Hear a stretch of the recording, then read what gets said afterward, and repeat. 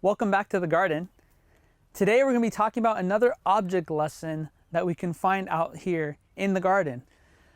In Matthew chapter 13, you have a parable of the sower and the seeds. You have an individual who sows the seed on 4 different types of soil, 3 which produce no fruit, and the 4th which abounds and produces fruit. Some 30, some 60, and some 100. Now, we know according to Matthew chapter 13, verse 19, that the individual who sowed the seed is the Son of Man, which is Jesus himself. And it tells us that the seed that is sown represents the Word of God. And that the ground or the soil in which the seed is placed, it represents the heart.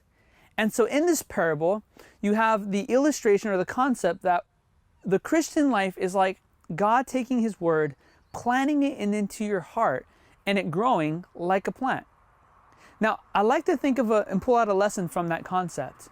So if I were to take the seed and plant it today, should I expect to see this full cauliflower tomorrow when I wake up? We know the answer is no. It's an obvious no, right? Yet as Christians, sometimes we get so easily discouraged because what ends up happening is we take the gospel, the Word of God, we bring it into our lives, and we don't see an immediate dramatic change in a very short amount of time. We kind of get discouraged. We expect to see more activity. We expect to see, if I can use the language, more fruit in the Christian experience. But I'd like to remind you that if the kingdom of heaven is like Jesus planting a seed in the ground and it growing, it's going to take time. Like the tomato plant over here. In fact, here we have a tomato plant that was placed in the ground. And you see, when a seed is placed in the ground, the first thing that needs to happen is the seed needs to die. It needs to germinate. And then all of a sudden it begins to sprout under the ground and it starts to grow. But you see, you don't see any of that at first. It's all underground. It's all hidden from the sight of the eye. So it is with the gospel. Don't be discouraged if you're new to your Christian walk, or if you're new to getting back into your Christian walk. The reason why is the gospel is doing something. It's doing a change in your life. You just can't see it yet because the kingdom of heaven is like a seed in the soil. It begins in the heart. It begins where the eye cannot see.